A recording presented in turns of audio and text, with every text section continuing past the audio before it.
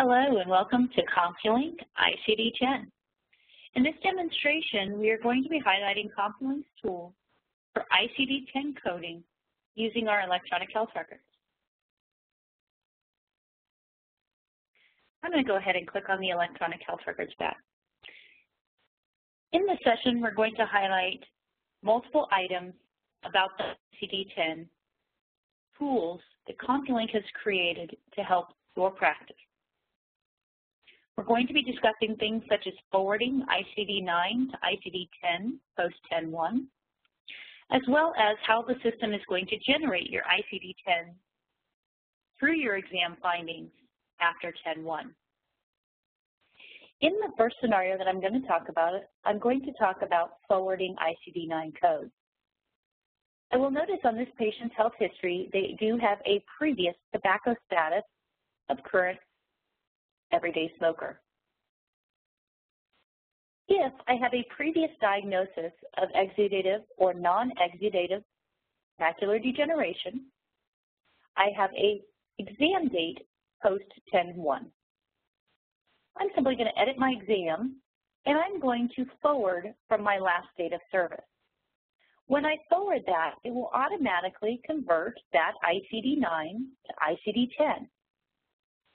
As well, when I save this and I go to charge posting, it is automatically going to also choose your Z code for tobacco use. In the next scenario, we're going to talk about forwarding ICD-9 to ICD-10 when combined codes may be the case.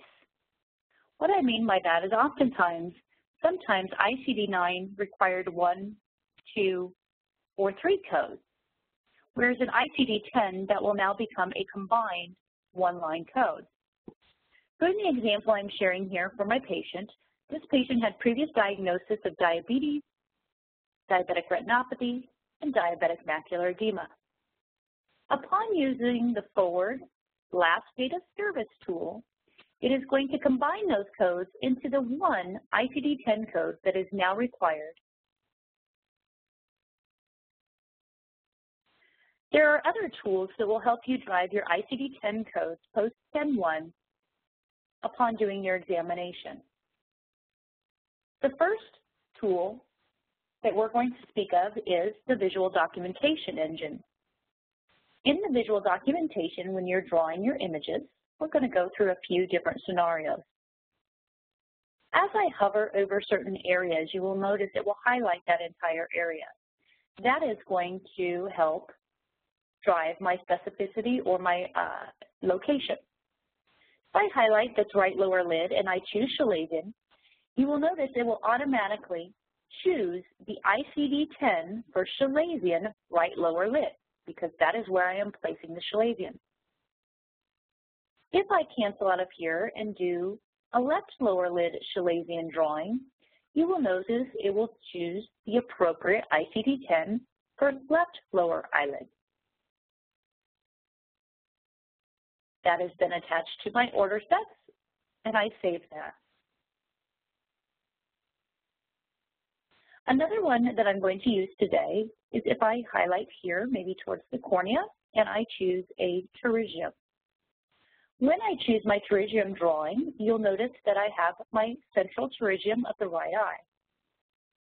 Now you'll notice this one's highlighted because it could have other differential diagnoses.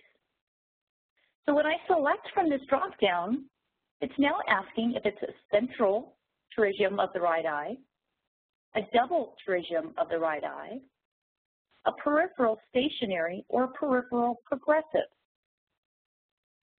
And that will then assign my appropriate ICD-10 based on what type of pterygium I am drawing. I then would have my order set. Now again, remember, you can change your order sets, and we have classes on order sets as well, directly from here. And I save that. I'm going to go ahead and save my drawing tool. I will notice my pterygium and my Chalazion. I will then come to my plan, and I will notice that there are my ICD-10 codes with the appropriate plans, orders, and educational material that were all attached through my order set. That is driving your ICD-10 from the visual documentation engine. Another tool that we have is Encounter Favorites. The Encounter Favorites can be accessed via the lavender star on many of our tabs. I'm going to look at the ones on my anterior and posterior exam today. I'm going to start on my anterior exam, and I'm going to choose an ectropion. Now you'll notice I have my Encounter Favorites set up to ectropion OD, OS, or OU.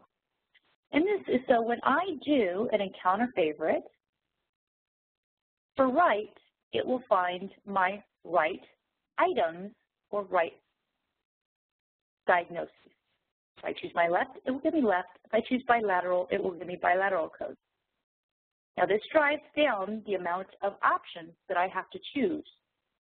So it could be either cicatricial, upper or lower, mechanical, upper or lower, penile, or spastic, upper or lower. You can choose multiple codes. Maybe I have a spastic ectropion on the lower lid, but maybe I have a mechanical ectropion on the upper lid.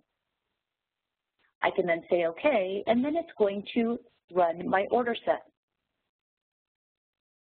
I say OK. It documents my findings. I come over here. It documents my 2 different ICD-10 codes that I have chosen, as well as my orders and my educational items. Using another example of an Encounter Favorite from the posterior tab, I may want to choose macular degeneration, for example, and then I either have exudative or non-exudative. I would select the appropriate code, and then I can run through my order set. If I didn't want to run through my order set at this time, I could always X out of there, and my code will come over here. Those are the tools used within Compulink to help make your ICD-10 conversion very simple.